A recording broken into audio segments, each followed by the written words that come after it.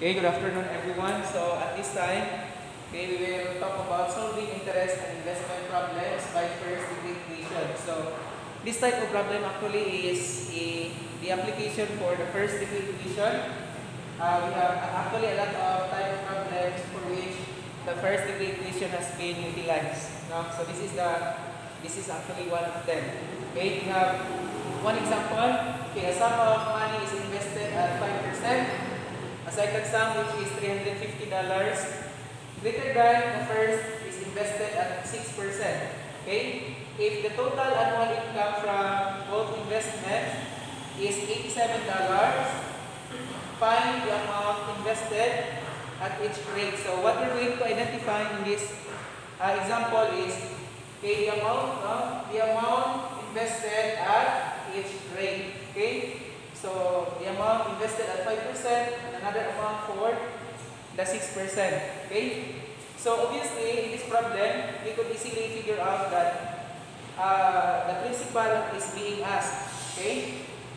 So because the principal is not given, so this is not the time that we could use variable that would represent the given or the unknown quantity. Okay? So first we could have x in here, we let x be the principal. Okay, for the amount invested at 5%, 0.05. Okay, the first investment. Remember that the second sum, which is 350, greater than the first, it means that in this part we have x plus $350. Okay, x plus $350. This is invested actually at 6% or 0.06. Then using this formula, principal times annual interest, it is actually equal to amount of investment. So we have here x times 0.05, we have here 0.05x. Next, we have to multiply also these two quantities. We have here 0.06 times x plus $350. Okay? Then accordingly, the total annual income is 1.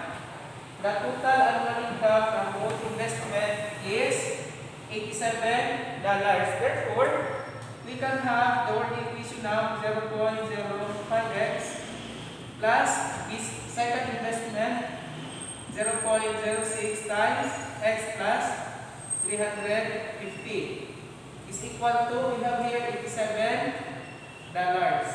Okay? Then combining the terms, we will have now 0.05x plus, simplify this one using distributive property, 0.06x plus 0.06 times 350 is 21. Is equal to 87. Okay, next, 0.05 plus 0.06 is 0.11x is equal to 87.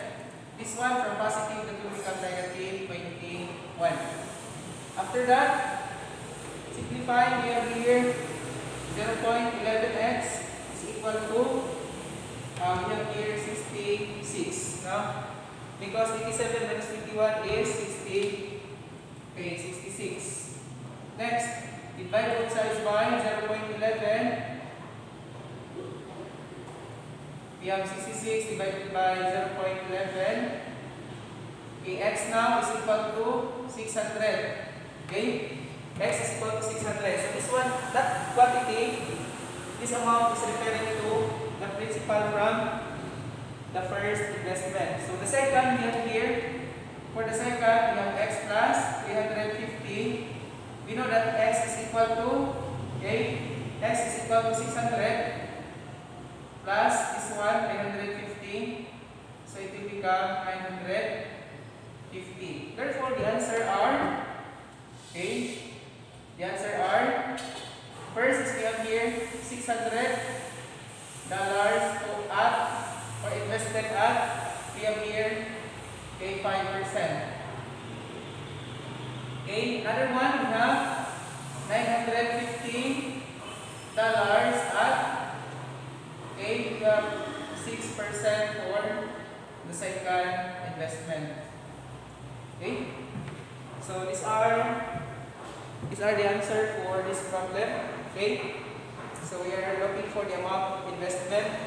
Okay? For the amount invested at each rate. So for 5%, here we have $600. And for 6%, we have $950. Okay? So for this time, I will give you another example related to this type of problem.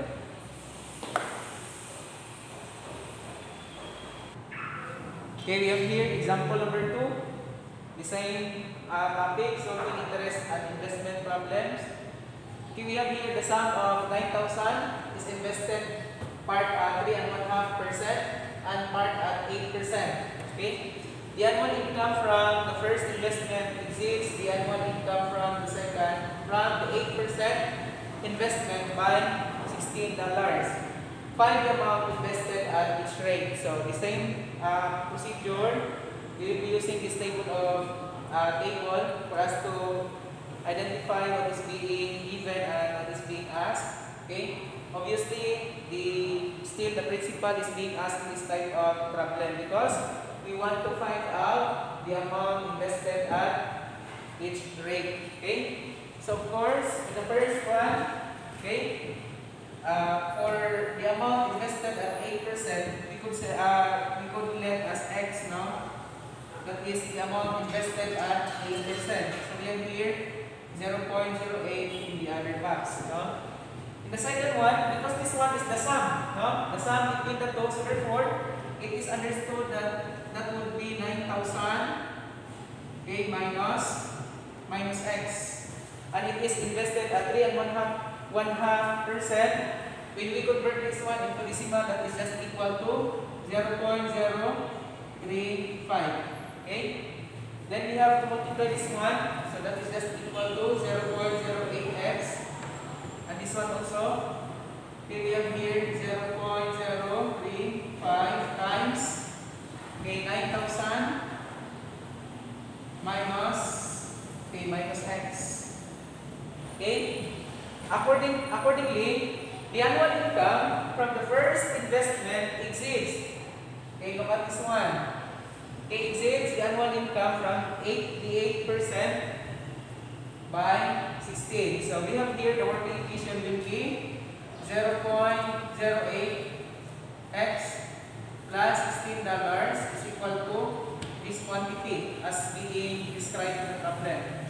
0.035 times 9,000 minus x.